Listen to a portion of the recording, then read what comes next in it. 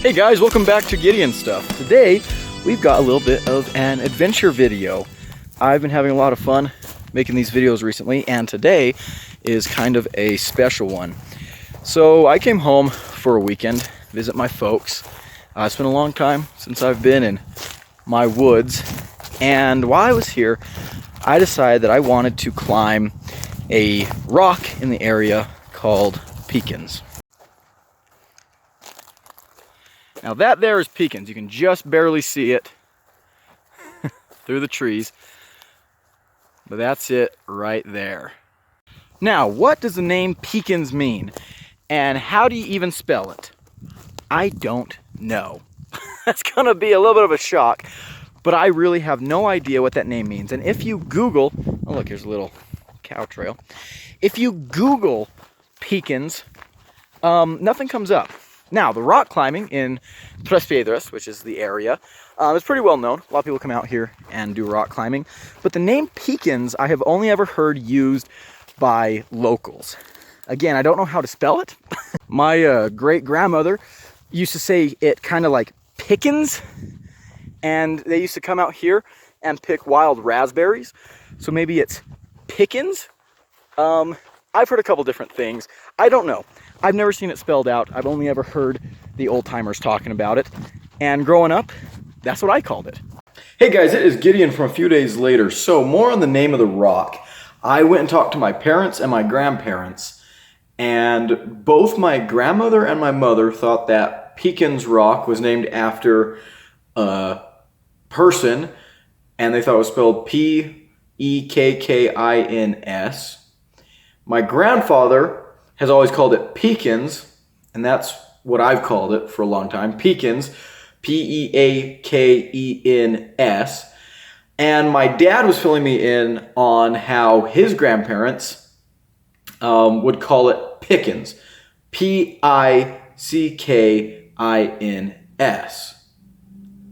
And that was because they would go and pick wild raspberries up there. Some people in the area also call the rock Berry Rock.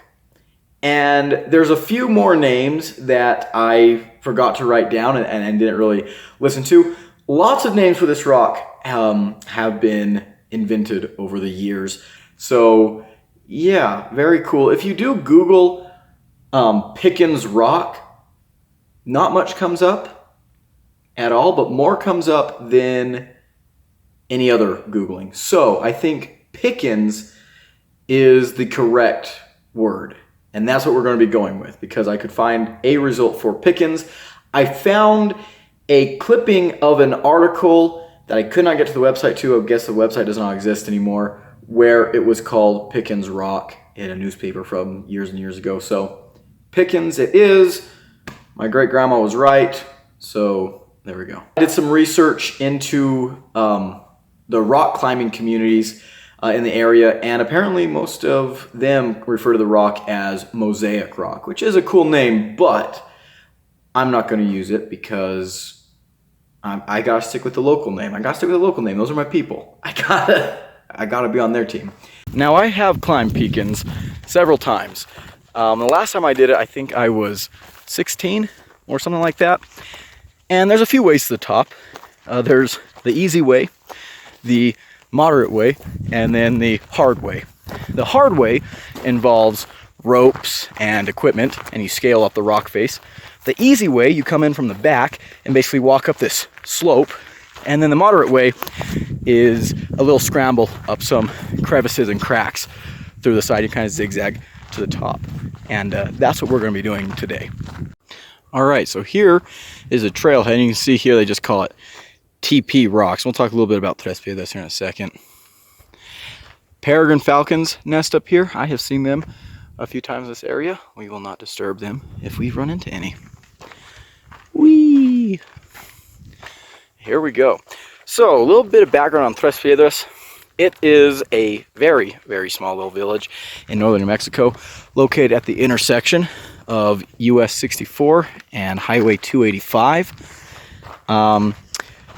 Predominantly logging, ranching, a little bit of mining is what kind of kept the town going in the early years. It was first settled in the 15 or 1600s by Spanish conquistadors, but they never really had much of a presence here. And up until the American Civil War, this whole area of northern New Mexico was pretty wild.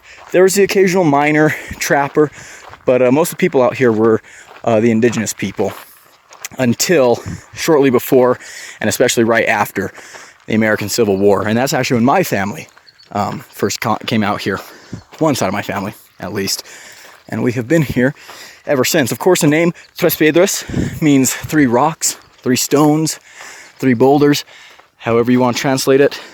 And it's named for this big rock and one over there and one over there. So they're pretty important to the area, I guess you could say. Look how pretty that is.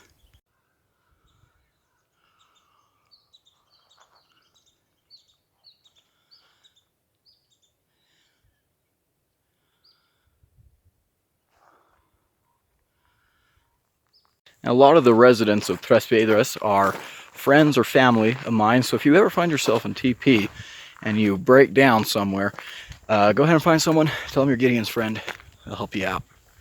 It probably shouldn't take you too long to find someone who knows me. Alright, so let's talk a little bit of geology. You guys knew that was coming, right? So these rocks are sometimes in older literature referred to as the Tres Piedras granite. In more recent literature, they're referred to as the Tres Piedras orthogneiss. And I think I'm going to have to give a little bit of a breakdown in igneous and metamorphic petrology to set the stage here.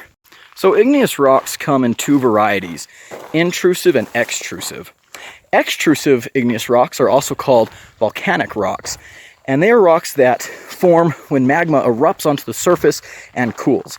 Igneous, of course, is derived from the Latin root for fire. Igneous rocks are formed from molten magma. Intrusive igneous rocks, or plutonic igneous rocks, are formed deep underground. They cool underground, and they cool a lot more slowly. And this allows them to grow big crystals. Volcanic rocks, tiny crystals. Plutonic rocks, big crystals. And we can see here, let's look at this chunk of rock right here. Look at that. So what I can see here is this is a big old big old feldspar crystal. Got a big chunk of quartz right there. There's a big feldspar, and I'm not seeing any micas in here, but we have big interlocking crystals. We call that a phaneritic texture. Here we can actually see some interesting stuff. So we can see here, yeah, look at this. So this little thing here, this is a little dike that's cutting across this rock. So this is a younger magma that flowed through this older magma. And up here we can see there's a really thick dike right there. This one's got a lot of plage in it. Look at that. That's a big old crystal. Those are some big old feldspars. There's another pretty big dike cutting in.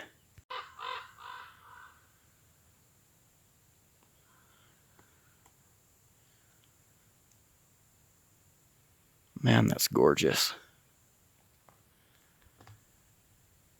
Looking east, those big mountains over there, those are the Sangre de Cristos.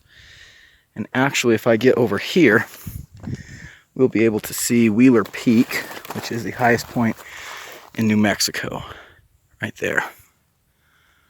Very, very cool. But let's go ahead and scramble up this. Granite is an intrusive igneous rock. It's a felsic igneous rock. Igneous rocks of felsic composition have a lot of silica.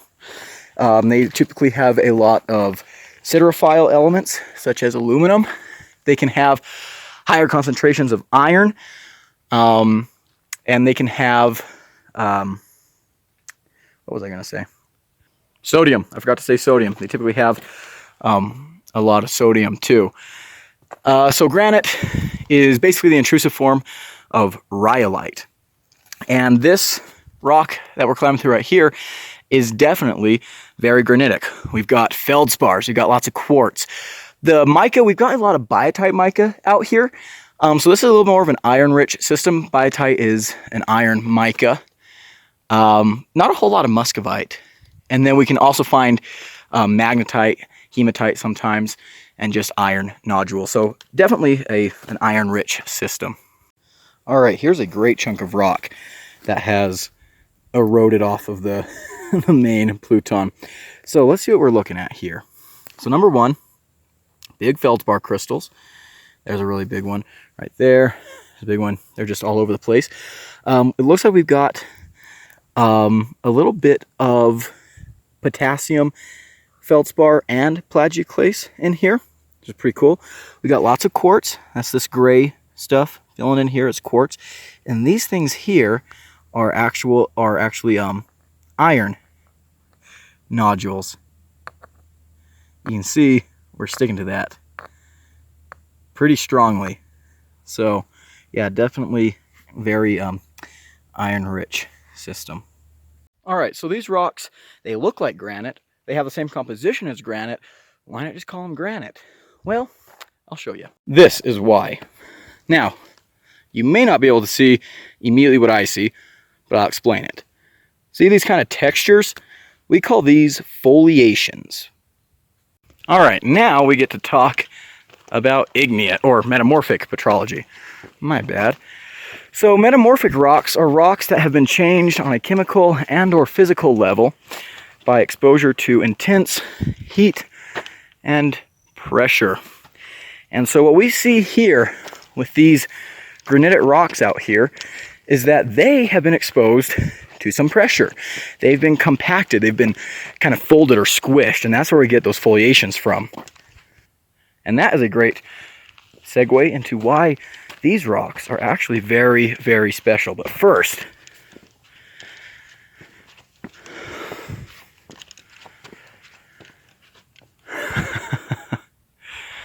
oh yeah, look at that. There's TP way out there. There's the Sangre de Cristos, south to Española, east towards Taos, north towards Colorado.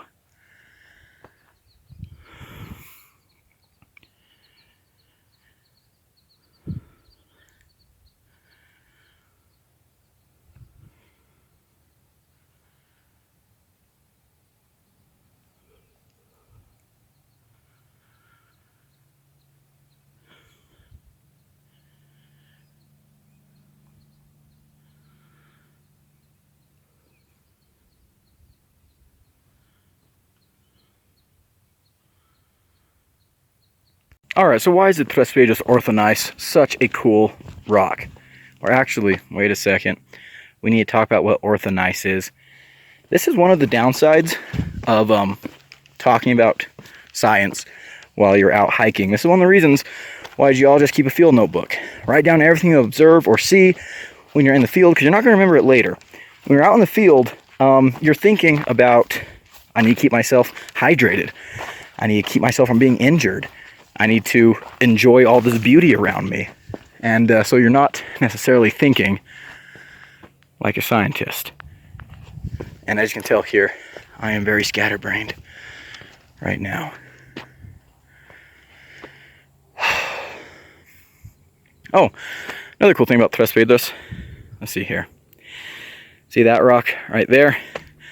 Aldo Leopold has got a house there. Well, he had a house there. I guess he's dead, so he doesn't have it anymore. Okay, so what the hell is orthogneiss? Well, gneiss is a metamorphic rock that typically has a igneous protolith. Not always, but kind of typically has igneous protolith. And it's highly foliated. It's got a lot of those kind of wavy bands in it that we were talking about. And a lot of times they separate themselves based on composition. You have basically light and dark bands. But an orthogneiss is a rock that's almost a gneiss. Like, it started metamorphosing, it almost became a gneiss. So we can still tell that this used to be a granite, but it's got textures, it's got those metamorphic patterns. So we don't want to call it just a granite. So orthogneiss is the word that we use for that. Alright, so now I'll tell you why these rocks are so awesome. The Tres Piedras orthogneiss is among the oldest rocks in New Mexico. These rocks were emplaced about 1.7 billion years ago during an event called the Yavapai orogeny. And actually, the emplacement of these particular rocks was probably occurring during the Yavapai-Mosetsol transition. Proterozoic tectonics can get a little bit complicated, but the Cliff Notes version of the Yavapai is basically, it was an island arc accretion onto Laurentia, which is the North American craton. And so basically you had these hotspot islands that formed out in the prehistoric ocean, and they were on a tectonic plate that was subducting underneath what would become North America. And as that plate subducted, it brought those islands closer and closer to, sorry about that, to the coast of this craton. And eventually, it kind of scraped those islands off onto the craton as the tectonic plate subducted completely underneath the craton. And these island arcs that were smashed into the continent kind of fused onto the continent and would build up the landmass into what is now large parts of North America.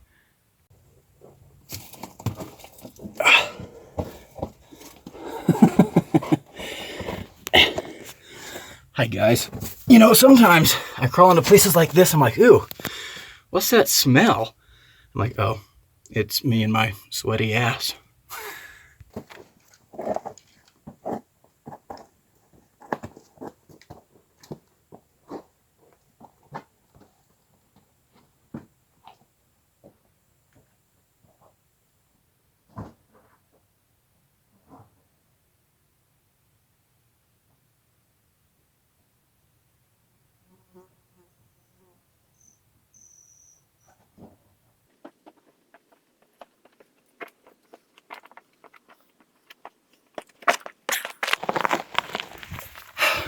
Yes, boys and girls, I did set my camera up down here, climbed up a little ways, and came back for my camera. I had to get some action shots. I need someone to like follow me around and film me. That's what I need. Now, if you ever do this climb, this orthogneiss actually has a lot of really, really good handholds, and some of those handholds are because of, remember our little dikes and veins? These little quartz rich veins are a little more resistant to erosion than the rest of the rock, so they make a lot of protrusions that you can hang on to. Yeah, I really do need a cameraman. So if any of you want to come climbing with me, I'll be a cameraman, let me know. I'm just kidding. I am too broke to pay you anything, so sorry. Here is a really good example of the metamorphic texture in this igneous rock. So let's zoom out for a little. Let's look at this part of the rock right here. We see we've got a lot of, focus up, little biotites. That's the little black crystals. And they're kind of just scattered around. Well, look at this like band right here. Starts out here, it's kind of thin, widens out. See that? Different. This is what we're looking at. Come over here. You see that? We're starting to see all these micas align themselves. See, they're kind of pointing the same direction. That's that compression. We're aligning these minerals. So that's pretty cool. And this here is a different, slightly different composition than the rest of this. I think this is because this is a vein. Oh, there's some big biotites. Huh. And look at this. Let's focus. Some big ol' iron concretion. Look how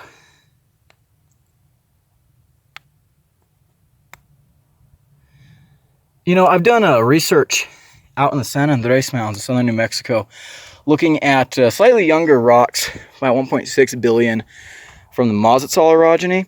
But there was a granite unit out in the area that we were at that had a lot of these. It also, there was a garnet unit.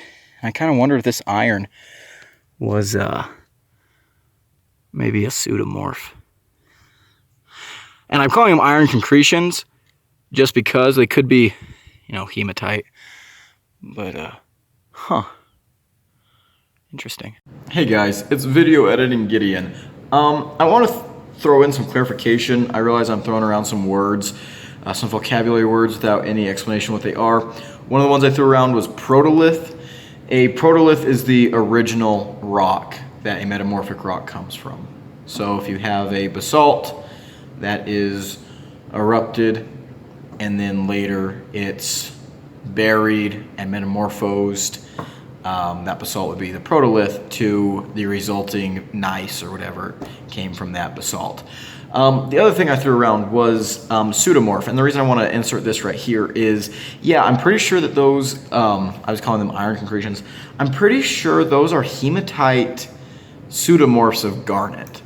What a pseudomorph is basically, it's a replacement. So you'll have an original mineral, and then it can become replaced with another mineral. I have this stray cat that lives in my backyard, and he just killed a dove, and now he's hiding behind my tree.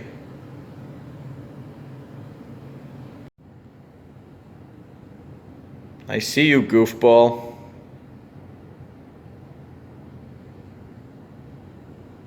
He thinks he's so clever.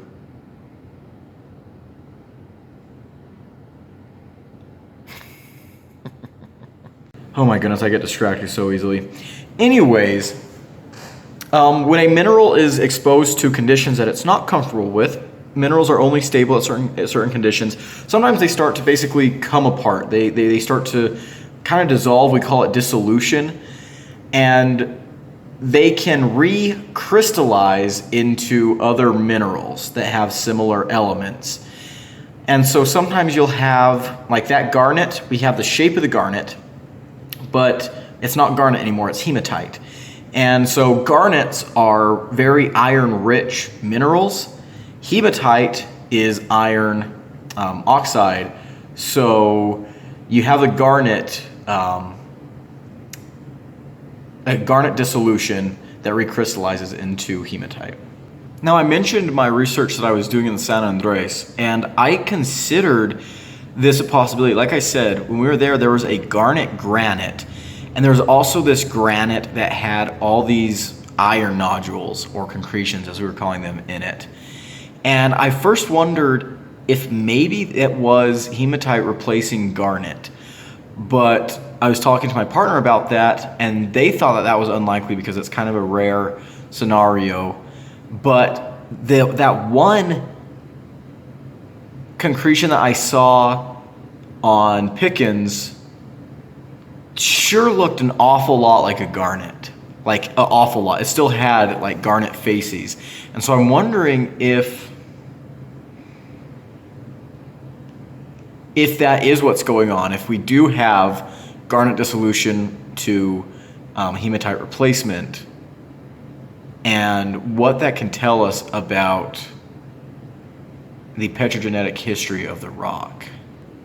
I'm gonna have to look into that. Like I'm just doing a cursory Google search right now, and I'm not finding too many like scholarly articles on this, but I am finding lots of hematite garnet pseudomorphs for sale all over the place, occurring a lot with topaz, which is interesting. But yeah, anyways, okay, ramble over. Well, here we are at the top. I'm surprised that's not full of water. Normally it is. It's been raining a lot recently. Well, I guess technically that's a top. You know what? We'll scramble up there real quick. All right. Now we are truly at the top.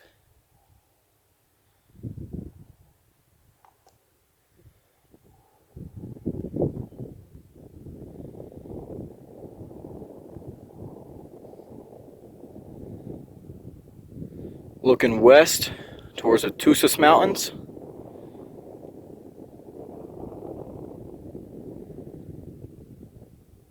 Looking north, the big mountain there is San Antonio Mountain. The littler mountain to the left is the Red Hill. The mountains to the right are the Noawa Peaks. They're a rhyolite. San Antonio is a dacite mound. That little mountain there is Wind Mountain. Pot Mountain, and back there towards the east, Sangre de Cristos and Taos. Of course, there's the town of Tres Piedras. And Sangre de Cristos keep going south to Española. I remember coming up here a few times in my youth, and this little area was full of water. I remember sitting here. It's kind of gross, to be honest with you. This is the first time I have climbed Pickins by myself in a while. I think the last time I climbed this by myself, I was 14 or 15. Every other time I climbed it, I was with my folks, my siblings, or my cousin. Focus up, camera. There we go. Well, what do I have in my pocket today? What's it got in its nasty little pocketses? I'm sorry. In my nasty little pockets is, if you guys saw my climbing Big Hatchet Peak video, it's exactly the same thing. I've got my Dimco 80-20.5 focus camera with the Ultim scales. Gosh dang it, I'm having a hard time focusing. This is a pretty cool adventure knife. Here's some coyotes. I saw some earlier today. Yeah, I may make a video about my criteria for adventure knives, but this is definitely adventure knife material as far as a folio knife goes. And then for my fixed blade, of course, Cold Steel SRK. Could it be anything else? Nah, this thing's a beast. Comes with me everywhere. And then all the rest of my stuff is just my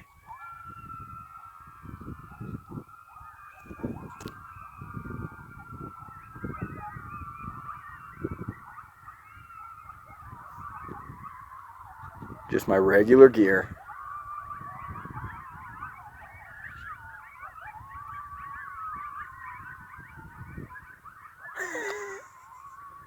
Hope you guys can hear that racket.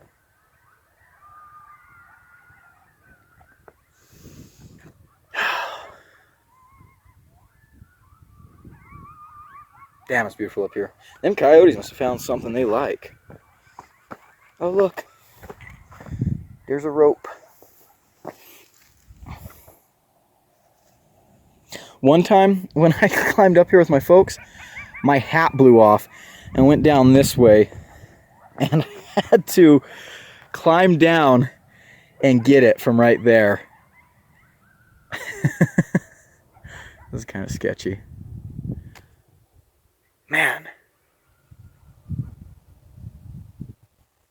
One of these days I'm going to make a video climbing Wheeler Peak.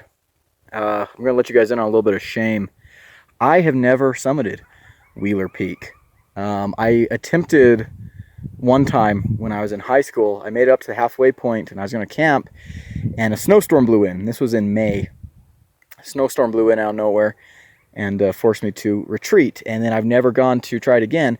But both of my younger sisters have summited it. So, yeah, they've kind of got that over me. Spooky cabins. All right, let's get back down before it gets dark. You know, I realize I didn't explain how these rocks got here. I said when, during the Java pyrogeny. But the way that these granitic rocks got here is because these subductions that we're talking about, where we have this island arc accretion, they cause a lot of magmatism. You're melting crust that you're subducting, and it's boiling up towards the surface, and so you're melting even more rocks, you're creating more magma, and it starts to erupt. Granite is an evolved magma. A primitive magma is a mafic magma. It's high in magnesium and calcium and things like that. But eventually those things are taken out of their melt, or they're removed from the melt, and we're not going to go through Bowens right now.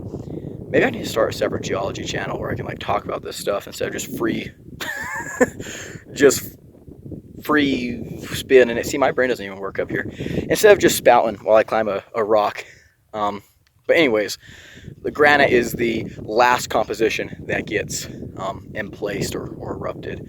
So these were the last stages of volcanism in that area. Well, not volcanism, but magmatism in that area. and then the deformation came later, and I'm not sure when. It could have been during the Mozart orogeny that these were deformed and foliated. I actually have to read up on the research on that. But yeah, so the granite was emplaced, and now later time it was metamorphosed slightly. So yeah, this whole area is a big old granite pluton. So yeah, it's pretty cool. And I'm sure some of you want to know, how easy / difficult is this little climb? If you are even a half decent rock scrambler, you'll be fine. Find a trail that works for you, find a way up that works for you, and go from there. It's not too bad. The granite is fairly grippy. There are some mossy and lichenous areas that can be a little bit slippery. When it's wet, it's pretty slippery, but you don't want to be climbing something like this in the rain anyways. So yeah, it's pretty easy. All right, so funny story actually. Holy cow, that's blue. I'm blue, ba-da-dee-ba-da. Okay, enough of that. Oh, now we're regular color again. That was weird. So when I mentioned I climbed this when I was 14. When I was 14, I actually went up this crack here and over that to the top. I remember that, and today for some reason I just could not get traction on there, so I actually came up this little thing over, up, over, and yeah, up that. So either 14-year-old me had better shoes, or 14-year-old me was just a little more skilled. I'm not going to speculate. 14-year-old me was probably also a lot skinnier and lighter. So I literally just filmed the end of the video, but I found something kind of cool that I wanted to share with you guys. So I'm going to stitch this in earlier. This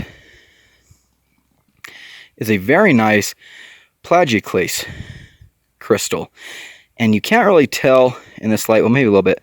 Look at that luster, it's beautiful. And this is actually a perthitic feldspar, so it's got another feldspar growing in it. Basically, this started to dissolve at some point, and another feldspar is growing inside.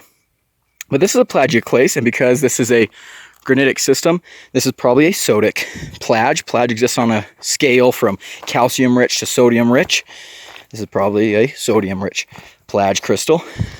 But it's got really good crystal habit. You can see, maybe you can see, the cleavage of that feldspar really nicely. Look at that. Look at that. It's got a nice luster to it. Yeah, that's a keeper. And no sooner had I finished recording that little segment, gosh damn it, when I found this, which is another big plage. This one's got really nice shape. Ooh, look at that. Ooh, yummy. Rhombus.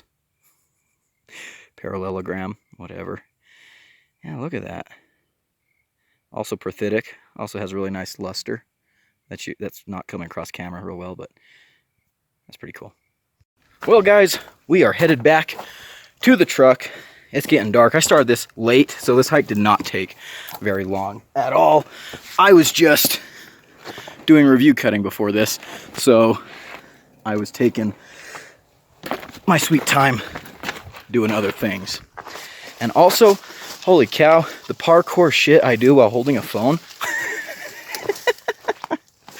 Anyways, I hope you guys enjoyed this video. I sure enjoyed making it. I love this part of the country. Obviously, it's very sentimental to me, but I also like making videos like this, just off hiking, exploring, adventuring, freestyle rambling about geology. Maybe I've considered, in fact, I'm working on starting a second channel dedicated to just talking about geology and science, geology, paleontology. I want to do some debunking of pseudoscience because you guys know me. I'm a science educator. I work in a natural history museum. I teach classes, and there's a lot of misinformation out there, so I want to start a YouTube channel to combat that. But a video like this I don't think would really fit into a channel like that because, yeah, I'm talking about geology, but I am literally just rambling as I walk. I am sure I have stumbled over my words, said things I didn't mean to say, gone some things factually wrong, right? But I'm just talking as I'm hiking and just kind of narrating in my head or narrating out loud what I'm thinking to myself in my head, if that makes sense.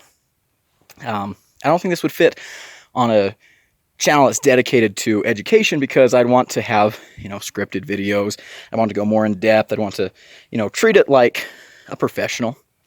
But I'll get that going. But I do like videos like this, and I hope you guys like videos like this, because I'm probably going to keep making them and posting them here on Gideon Stuff. Yes, I get to use my gear and stuff. I should review this backpack. I should do that. So it kind of fits in with the vibe of this channel. But I also just like rambling about geology. Hopefully you guys enjoy that. I'm going to do more videos like this talking about geology, history. I could tell you a lot of history in this area, a lot of really awesome stories. So if you guys are interested in stuff like that, I can definitely make that happen. But isn't this just gorgeous? Look at this. But yeah, I think that's going to be it for now. Thank you guys so much for watching. Big shout out to my members. We're going to do a little bit of a loop-de-loo. Big shout out to my channel members.